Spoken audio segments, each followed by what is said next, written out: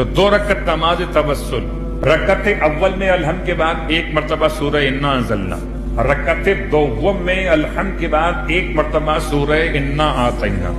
इस नमाज का नमाज हदिया है। हदिया बखिदमत जनाब ज़ैनब कुबरा सलामुल्लाह अलैहा कुर्बतन इलल्लाह। और 2 रकत नमाज पढ़ने के बाद 14 मरतबा सूरह इखलास की तिलावत और उसके बाद 69 मरतबा 69 टाइम आप पढ़ेंगे दुरूद।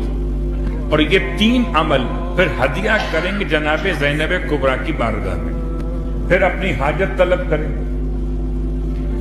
और एक रात का अमल नहीं है, ये 14 दिन का अमल है इंशाअल्लाह। उससे पहले ही 14 दिन मुकम्मल होने से पहले भी अगर हाजत पूरी हो जाए तो अमल 14 तक ही मुकम्मल कीजिए।